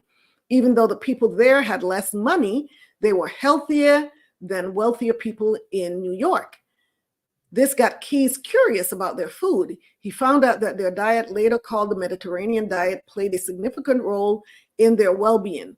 Fast forwarding to more recent times in 2004, when two Italian researchers, Gianni Pes and Michele Poulain, discovered that people in certain parts of Sardinia, an island off of Italy, lived unusually longer and healthier lives. Also, this captured the attention of an explorer and journalist at National Geographic. Dan Buettner, who joined forces with Pes and Poulain, uncovering other places in the world with similar characteristics. They call them blue zones, where people live longer than normal with little reported health problems. It turns out many of them follow diets very similar to Medi, showing how special and healthy it really is. The low nutritional value of the standard American diet. The standard American diet has led the way towards an overall decline in nutrition over the years, and it is compounded by overeating and insufficient physical activity, leading to population-wide obesity and overweight challenges. Additionally, micronutrients deficiencies, defined as insufficient intake of essential vitamins, minerals, and plant-based phytonutrients, contribute to impaired immunity, fatigue, and cognitive deficits. Factors like poor food quality and decreased absorption exacerbate nutrient inadequacies. Ultra-processed foods, UPFs, dominating the food supply in countries like the United States, account for almost 60% of total calorie intake. Common in the Western dietary pattern, UPFs are rich in unhealthy elements like saturated fats, added sugar, and salt, while lacking in essential nutrients like fiber and vitamins, often described as calorie-rich but nutrient-poor. Beyond their poor nutritional quality, UPFs contain additives and contaminants linked to inflammatory diseases, even contributing to conditions such as depression. So here are the core foods of the SAD versus the Medi. So the Mediterranean diet, fish and chicken. Over here we have red meat. Over here, limiting dairy, high-fat dairy over here with the SAD diet. Healthy fats over here, fried foods over here, whole grains with the Mediterranean, refined grains with the SAD diet, water and tea for drinks in the Mediterranean diet, sugary beverages for the SAD diet, vegetables and fruit over here, and then processed foods. So SAD red meats. In the SAD, red meats and deli meats are frequently favored, often laden with saturated fats, additives, and being processed to preserve them. The Medi, fish and chicken, lean meats. Contrastingly, the Medi leans towards fish and chicken, rich in lean proteins and omega-3 fatty acids, contributing to brain health and reducing the risk of chronic diseases. The SAD diet is has high fat dairy. High fat dairy like butter and heavy cream is a staple of the SAD, often containing elevated levels of saturated fats, which have been linked to negative impacts on brain health. The Medi diet limits dairy.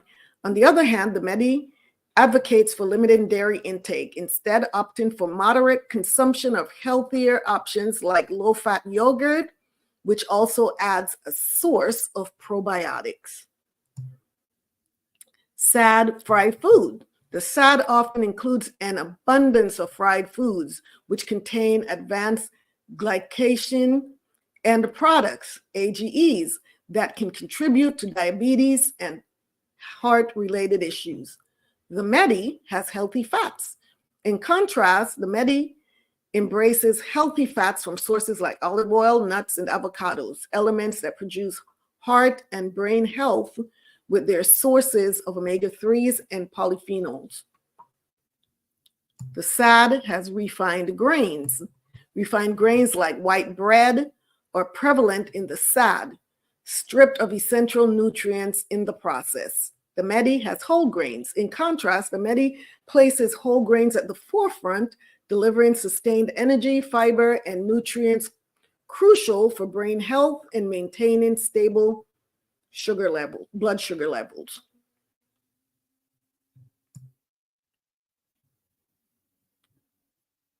Sugary beverages are part of the SAD diet. Beverages like fruit juices and sodas are a hallmark of the SAD and contribute to excessive sugar intake and health issues. The MEDI, water and tea. In contrast, the MEDI encourages water and tea consumption, which not only hydrates, but also offer brain health nutrients like L-theanine and catechins. The SAD, processed vegetables. The SAD often features vegetables with added high sauces or high sodium that are commonly canned or boxed, linking to obesity and chronic diseases. The MEDI, fresh or frozen vegetables and fruits. Conversely, the MEDI champions a diet rich in vegetables and fruits in their pure form with simple seasonings, providing essential nutrients for brain health, including flavonoids from berries, magnesium, camphorol, and quercetin from vegetables. Then the importance of nutritional supplementation in places where the SAD is dominant. A balanced, nutrient-dense diet is ideal, but studies reveal that Americans often fall short of key micronutrients. Combining dairy supplements with food has been associated with lower prevalence of nutrient inadequacies, emphasizing the role of supplementation in helping overall nutrient intake and addressing deficiencies effectively. Notably, a multivitamin mineral supplement, when complementing a healthy diet, proves to be a valuable tool for helping adequate crucial nutrient intake for general health. Multivitamins, multimineral supplements are commonly used, with almost 31% of US adults relying on them for at least 10 micronutrients. The takeaway is that nutritional supplementation can help a person's diet, but it shouldn't be used to replace a healthy diet.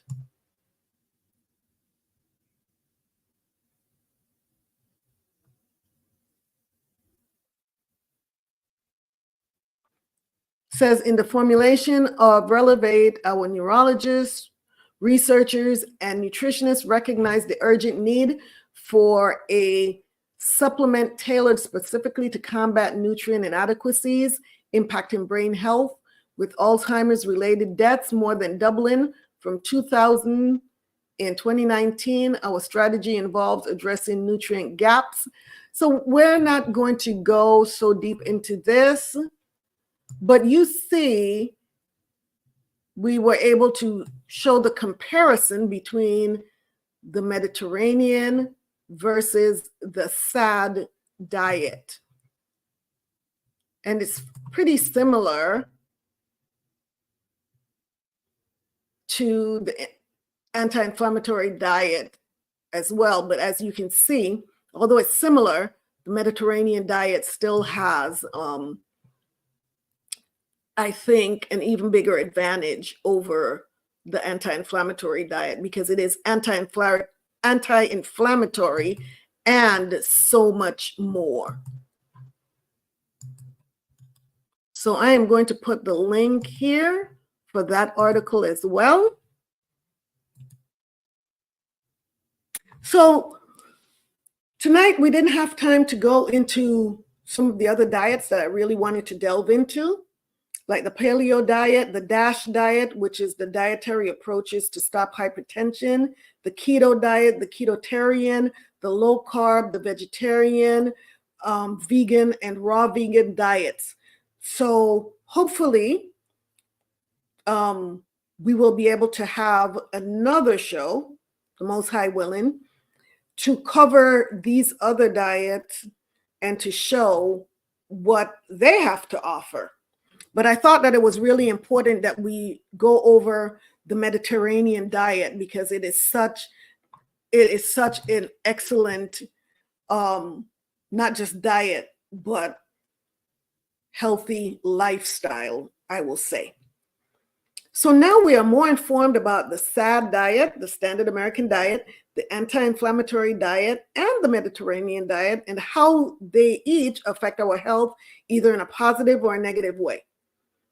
How many of you plan to make any changes to your eating habits as it pertains to how you eat, how you shop, and what you eat?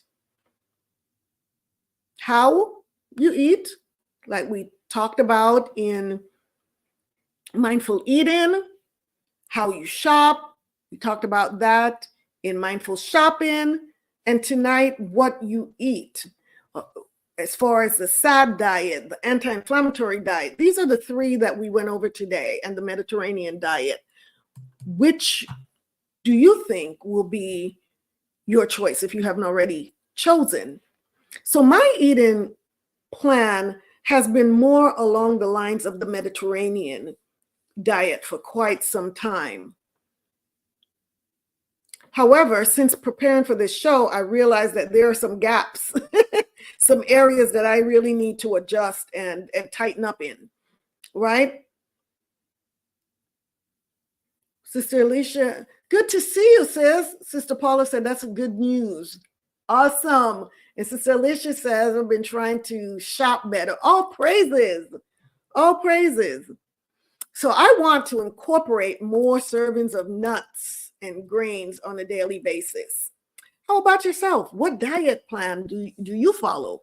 And do you plan on making any changes? Yeah, let me know. Yeah, let's aim for the Mediterranean diet. Let's aim for that, right?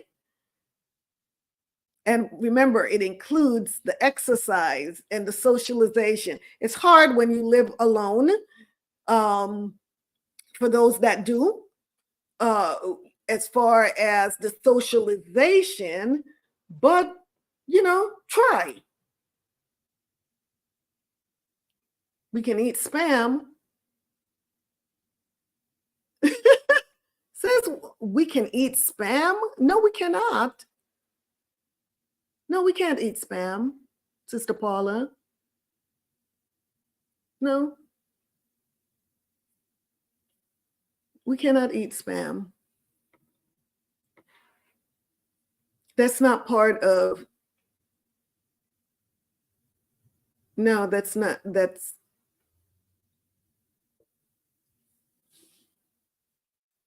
Sister Alicia says socialization is very important. La to spam. It's not a part of the dietary laws. So, sisters, it's already week 3. It's already week 3 of this very information-packed month, Functional Nutrition Month. What do you think about Functional Nutrition Month? Give me some feedback. Give me some feedback. I think it's been great. So we're already in week 3, headed into week 4. We only have one week left in this month. It says here, my diet somewhat follows Mediterranean, except I eat beef a lot. So maybe switch some of that to salmon. The water, Sister Carla, the water. Yeah, I eat a lot of salmon. I sardines and salmon. Sister Jeanette says the water, sister. Ayandabar, sis, Ayandabar. Isn't it just such great information? I am really enjoying preparing for these shows, because I'm telling you, I am tightening up my diet over here. Not just my diet, but the lifestyle, the exercise. I'm still not exercising as much as I want to. I'm still working on that, but it's actually getting better. But with each show,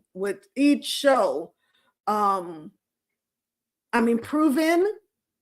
I'm seeing it in the way that I look. I know how I'm feeling so much better. The inflammation and pain is decreased significantly. So I'm doing this as much for myself as I am for you. And it's so good to be able to share and this information and to come together and to be able to encourage each other on this journey. Sister Alicia says, loving this topic. I want more topics like this. Doing a great job, Aqua. Thawada, sis. Thawada, all praises. Praise the Most High. Praise the Most High. Give all praise, honor, and glory to him. All praises. So that means there's one Sunday remaining this month. Next week's show is functional foods versus dysfunctional foods. So we saw some of that today, right? We saw some of that today. But we're going to go deeper into what makes these foods so dysfunctional. And I have a video that, oh my gosh, I can't wait to show this video. I'm not going to tip you off right now about what it's about, but it's a must-see, and it will be a must-share for friends and family members that are choosing to not eat according to the dietary laws, right?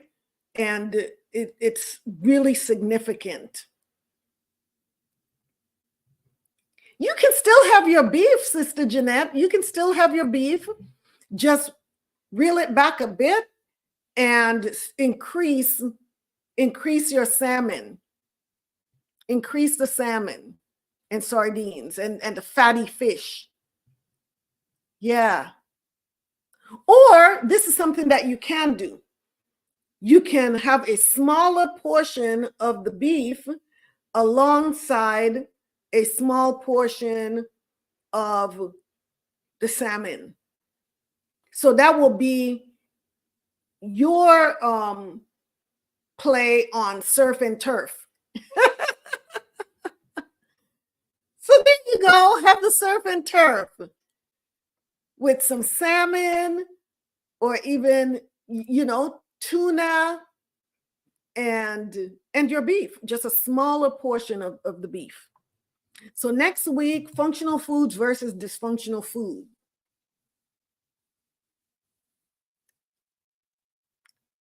Oh, I just put my rosemary clove hair water in my spray bottle. Awesome. Sis, what I do, Sister Jeanette, what I do is I boil it just a bit. I don't know if you did you do it like you're making a tea, or did you just put it in cold water? Make sure that it's in warm or hot water, so to extract all of those nutrients out of the rosemary and the clove into the water, like to infuse it. If you have an infuser, that will work really well. If you have like a tea infuser, that will work really well for the rosemary and clove hairspray. So I am truly Judah because I love a little hot sauce with sardines. Help me. There's nothing wrong with a hot sauce, sis. Just in moderation. In moderation. So, sisters, I really hope that you found that the information presented tonight, I hope that you found it useful. Ooh, surf and turf. Yes, I'm all for that, Sister Jeanette said. Yeah, do the surf and turf, where you're still full, but you're not getting as much of the beef. And now you're getting your fatty fish in as well. So if you found this information useful, please do me a favor, share this video with your sister friends and relatives. Let's grow this channel. Let's share this information so that we can reach Shebrews throughout the four corners of the earth. And even those that are not Shebrews but are willing to be a part of our community, right? We are here to we're supposed to let our light shine so that others can be led to the source of the light, right? We're not the source of the light. but that light that's in us, given to us by the Most High, of course, we're supposed to share, spread that light, let our light shine. So keep shining, my sisters, keep shining. I did. I brought it to a boil, then let it steep. Awesome. All right. You got it, sis. You got it. You have to keep me posted on how that worked for you. Yeah. Khan Benjamite. All praises to the Most High. So my goodness, it's time already. It's been a little over the 2-hour mark. We did really good. We did really good tonight. So I just thank you. I really love and appreciate you taking time out of your busy schedule. I know so many of you have so much going on, and you taking this time out to have tea and conversation with me, learning with me, sharing with me. Man, it just means so much to me. I know, right, Sister Carla? Yes, it's that time already. It's already 2 hours. Would you believe that? A little over 2 hours. So yeah. And I know Sundays are busy for others because the work week starts tomorrow, and so I don't want to keep you too late. But I really, I don't even know how to express how thankful I am and grateful for you all always taking this time out to encourage me and to to have my back. And I have the greatest sisters on the planet. So I love you all. Know that I'm praying for you. I'm praying for us.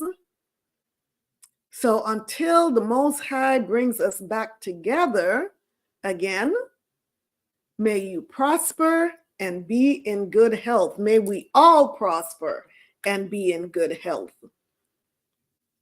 Remember, true healing begins inwardly before it is expressed outwardly. Right? So that's why it's so important that we start healing from the inside out. You will see the glow. You will see, oh my gosh, the beauty, the happiness, the joy when you start working from the inside. Mind, body, and most importantly, spirit. So I am your hostess, Kwala Yakaka, a voice of reasoning and justice. And I just thank you. Have a good night. Barak Ahtha. Have a blessed week. Ahabatha. Shalawam, sisters. Shalawam.